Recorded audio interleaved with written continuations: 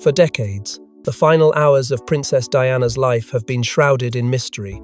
But now, Buckingham Palace has confirmed what was long whispered behind closed doors. Princess Diana made a final phone call. And it wasn't just to anyone. It was to her eldest son, William. What she said and what he didn't will haunt the royal family forever. Before we go deeper into what this really means for the royal family, make sure to subscribe so you don't miss a single update. The royal facade has cracked before, but never like this. In an unexpected and deeply unsettling moment, Buckingham Palace was forced to confront the one detail they've spent decades avoiding: Diana's final act of love.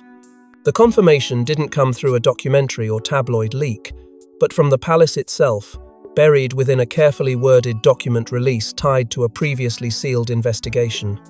The revelation.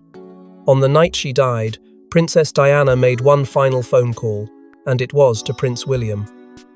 The palace's tone was clinical. But for William, the news was anything but.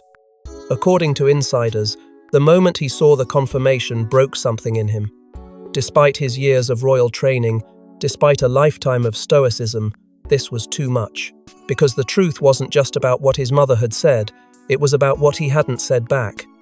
The call happened just hours before the crash in the Paris tunnel. A brief, emotional exchange made from a hotel suite she never left alive. It wasn't protocol, it wasn't scheduled. It was spontaneous, urgent, and completely unmonitored until now. The palace had known about it, at least some of them, and kept it locked away for years under the guise of protecting royal privacy. But the timing of the release, coming amid rising public pressure and renewed interest in Diana's final days, raises deeper questions. Did she sense something that night?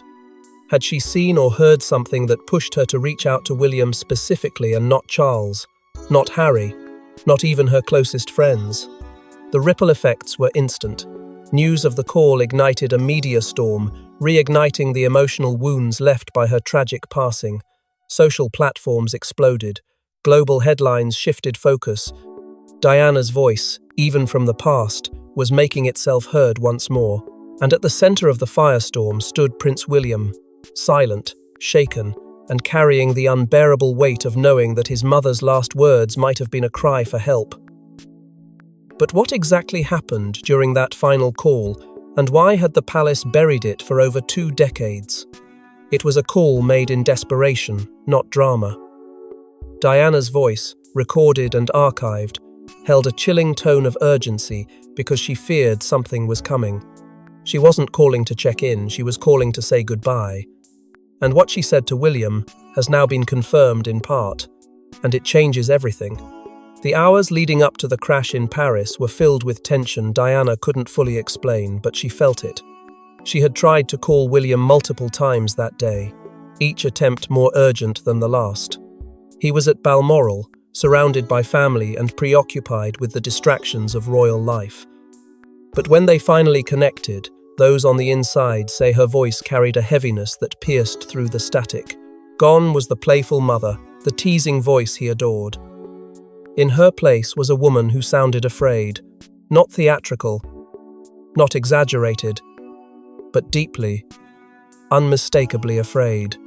She told him she felt watched, that she'd noticed the same faces in the crowd for days, that something had changed and she didn't feel safe. William, barely a teenager, didn't understand the gravity of her words. To him, it was another one of his mother's emotional swells, and so, gently but impatiently, he told her they would speak later, that he was tired, that he'd call tomorrow. He never got that chance. Palace insiders now confirm that Diana's final words in that call were quiet but unmistakable. "I love you," she said. "No matter what happens, never forget that." It wasn't routine. It wasn't casual. It was deliberate. A farewell veiled in affection, and when William discovered the full extent of what she'd said when he read the transcript, saw the call logs, and pieced together what she was trying to do, something inside him changed. What had once been grief became guilt. For years, he carried the weight of cutting the call short, of not listening more closely, of not asking why she sounded different. The moment replayed in his mind, again and again, until it carved itself into the core of who he became. And still, one question echoed louder than all the rest. Why him? Why not Charles? Why not Harry? Why was it William she chose for that final goodbye? The answer, perhaps, lies in what she feared most, that the system surrounding her couldn't be trusted, that only one person, one boy, could be reached before it was too late. And that person was William. But if Diana sensed danger, where was it coming from, and why did she choose to speak to William instead of Charles?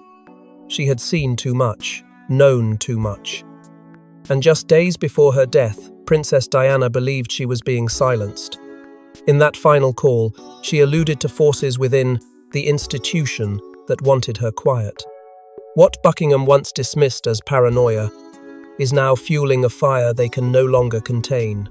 By the summer of 1997, Diana was no longer just a royal figure, she was a global force.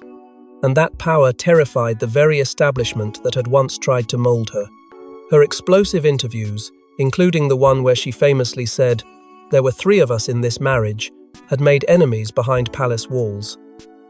But it wasn't just scandal, it was disruption.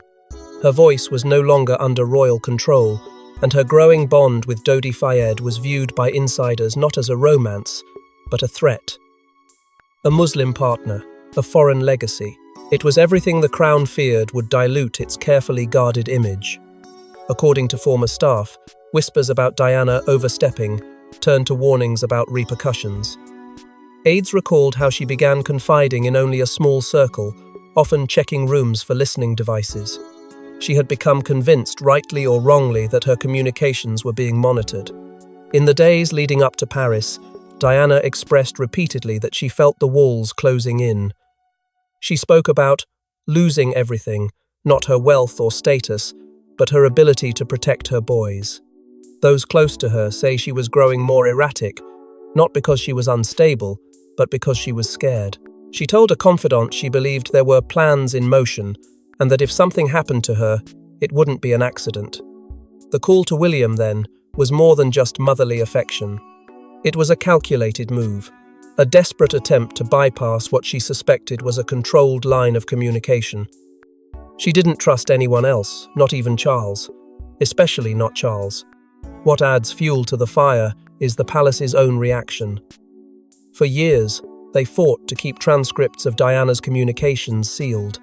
Whenever inquiries were raised, the response was cold, calculated, and dismissive. But with mounting public pressure and leaks from within, those efforts have now been exposed as deliberate obstruction. A source close to the royal legal team admitted that there was concern about what Diana might have said, and to whom. It wasn't about protecting privacy. It was about controlling fallout. Diana wasn't just afraid of the paparazzi or the press. She was afraid of the crown. Not as a title, but as a machine. A machine designed to preserve itself at all costs. And in her final days, she believed that machine had turned on her. The question is, was she right, or did her fear cloud the truth? What we know now is that she chose William because she believed he was her last safe line, her last chance to be heard before the world was forced to listen. As the palace scrambled to control the narrative, a hidden diary surfaced, revealing Diana's private fears in her own words. Locked away in a private vault, a leather-bound diary written by Diana herself had been kept from public view. Until now. Its contents weren't just emotional. They were incriminating. And in its pages, she detailed the very night she made that fateful call to William and what she believed would come next. The diary was never meant to be found. At least, not like this. It surfaced not through royal release or archival discovery, but as part of a legal battle between the crown and a biographer who had been quietly working to piece together the final truth of Diana's last days. When it emerged, redacted and contested, it sent shockwaves through both the press and the palace. Because within those handwritten pages, some tear-stained, some scribbled in haste, Diana had left behind a voice far more dangerous than any interview. Her private thoughts, free from press handlers and palace polish, exposed the raw reality she was living in the final week of her life. One entry in particular stands out, Dated just days before the crash, she describes feeling followed more aggressively than usual, noting the same black car appearing at multiple locations. "This isn't paranoia," she wrote. "It's precision." That single sentence has reignited a new wave of questions. Was she truly being surveilled? And if so? Another entry reads more like a premonition than a journal. She writes of her growing desperation to speak truth to the boys before it's too late, indicating a plan to tell them everything, her fears, her suspicions, her truth.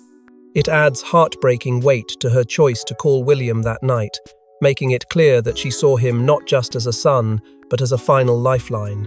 Most disturbing of all is the final page, a short entry. No title, no date, just one sentence written in shaky script. "If anything happens to me, don't let them silence the boys." Those words now echo louder than any palace statement, any royal denial, because in them lies a mother's final warning, a cry for protection she believed would be necessary not if, but when. The diary paints a picture not of a woman unraveling, but of one surrounded by shadows, unsure who to trust, yet determined to make her voice count before it was taken from her. The fact that the royal family allegedly fought to keep these pages hidden only deepens the suspicions. What else have they buried? What other truths remain, locked away behind legacy, lineage, and loyalty? But while Diana's words live on in ink, it was William's silence that would haunt him the most. He was just a boy, distracted, busy, and unaware. When Diana called, William didn't know it would be the last time he'd ever hear her voice. And when the full weight of that moment hit him years later, it shattered something inside the future king. Balmoral was supposed to be a place of peace, but on that day, it was the backdrop to a silence that would haunt William forever. He was 13 on holiday, immersed in games, the company of cousins, and the illusion of calm. Diana had tried to reach him more than once that day. She called, and when he didn't pick up, she called again. Aides remember seeing his name light up on the call log while he was distracted by something trivial. When he finally answered, her voice was rushed, soft, urgent, but he barely noticed. He thought there would always be more time.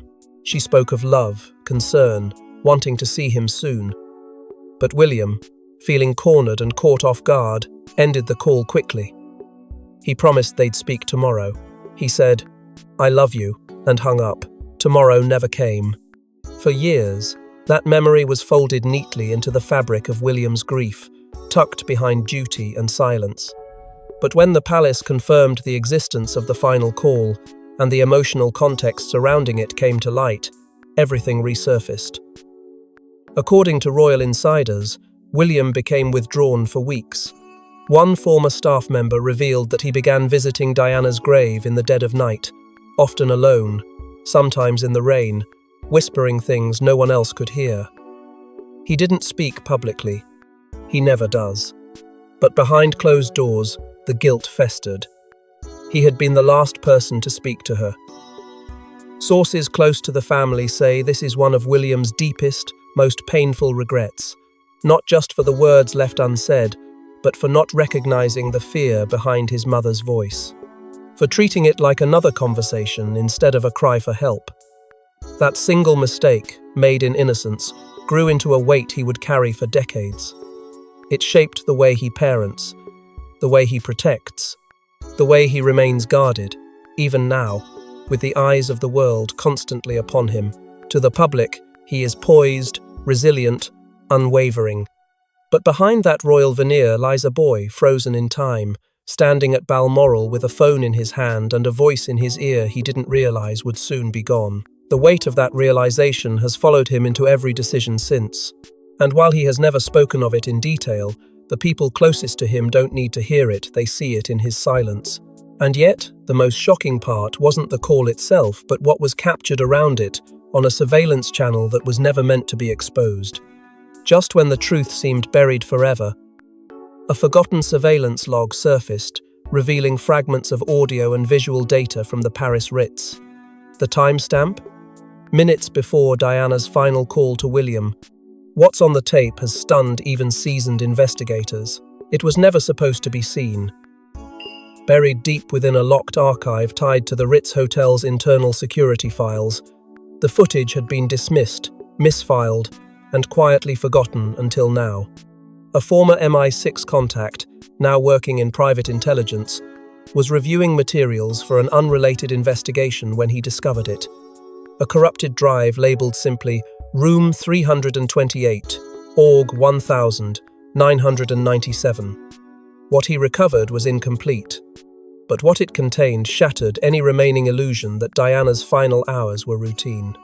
The tape shows her entering the suite alone. She appears tense, pacing, then pausing to answer a hotel phone. No words are heard at first, just silence. Then, faintly, her voice, "They'll never let me go." The words aren't shouted. They're whispered, defeated, as if she knew escape was no longer an option. The timing is critical. The call she makes immediately after is to Balmoral, her last call to William. She steps into a corner, turns away from the camera, and speaks for less than 2 minutes. Her gestures are subtle but urgent. Then, silence again. She lowers the phone, stands motionless. Seconds later, a shadow moves outside her suite. A man, face obscured, appears briefly near the edge of the frame. Hotel security logs show no official entry at that time. More disturbing, a glitch in the system causes a 6-minute gap in hallway footage. When the recording resumes, Diana is gone off camera, moving toward the lobby. The phone remains off the hook. But that's not all. According to metadata embedded in the system logs, there were equipment failures throughout the building that evening. Unexplained downtimes, audio disruptions, elevator malfunctions logged but never repaired. It raises disturbing possibilities. Was someone tampering with the footage? Or worse, was it being intercepted in real time? Experts reviewing the data now suggest it's likely the call to William was not only monitored but potentially recorded by third parties. This theory, long dismissed by royal aides as conspiracy fiction, is now being re-evaluated under intense scrutiny. The implications are staggering. If the call was intercepted, if those words between mother and son were listened to, catalogued, or even altered, it calls into question every timeline, every denial, every official record the palace has stood behind. Why would surveillance data like this be buried unless someone had something to hide? And if Diana truly believed she was being watched, this footage confirms she wasn't wrong. This isn't just a recovered tape. It's a window into a moment the world was never supposed to see, a moment that forces us to reconsider whether Diana's death was simply a tragedy or the conclusion of something far more orchestrated. But even as investigators pieced together the last moments, it was the Queen's reaction to the revelations that added a chilling new layer. As the revelations poured in, senior aides claim Queen Elizabeth II maintained her infamous stoicism. But behind palace walls, her reaction was anything but calm. What she said in private about Diana's final call and how it should be remembered sent chills through the room. The Queen had weathered scandals before, abdications, divorces, crises of faith and country. But this was personal. The final call between Diana and William, now confirmed, released, and dissected by the global press, reopened a chapter she had worked tirelessly to close. For Her Majesty, the past was not just memory, it was managed legacy. And the legacy of Diana was something the institution had spent decades reframing. But when internal memos leaked, referencing direct conversations between the Queen and Charles following the diary and surveillance revelations, the public saw something they weren't meant to. A glimpse behind the curtain of royal control. One memo, quoted by an unnamed source, reportedly captured the Queen's chilling instruction: "Let this remain a family matter." It wasn't a request. It was a command. For years, Elizabeth had resisted public acknowledgement of the call. She maintained that speaking about Diana's final moments would only invite unnecessary grief and distract from the future of the crown. But not everyone agreed. Inside the palace, tension brewed particularly between the Queen and her grandson. William, shaken by the truth and driven by guilt, began pressing for transparency. He wanted a statement, a tribute, something that acknowledged the weight of that final moment, but each attempt was shut down. Camilla, according to insiders, urged Her Majesty to remain silent. She feared that reopening the wound would fracture the already fragile stability within the firm, warning of emotional collapse if the past was allowed to dominate the present. What emerged was a palace divided not by scandal, but by how far they were willing to go to bury it. Aides described conversations turning icy. One recalled the Queen's tone when she was told about public pressure to release the full call transcript. "The past is heavy," she said, "but it must stay closed." That sentence, repeated in whispers across Buckingham, became the unofficial policy on the matter. No statements, no press briefings, just quiet containment. But with the tide of public sympathy building around William, and with each new leak casting doubt on the official story, the Queen's silence began to look less like dignity and more like dismissal. For a woman known for composure, her refusal to address the emotional heart of the nation's grief became a silent scandal in itself.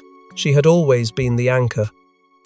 But this time, that anchor felt like a weight dragging the monarchy into deeper waters.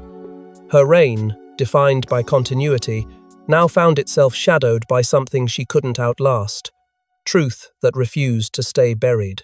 But silence was no longer an option, and William made a decision that no one in the palace saw coming. He had abided by royal code his entire life. But when the truth about Diana's final call came out, William did something unthinkable. He broke the silence. And in doing so, he shattered decades of palace tradition in one heart-stopping televised statement. It wasn't planned through committees. There were no press officers drafting bullet points. This was William on his own, emotional, resolved.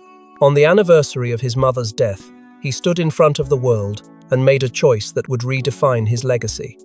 The camera rolled, the room held its breath, and for the first time, the future king spoke publicly about the call that had haunted him for over 2 decades.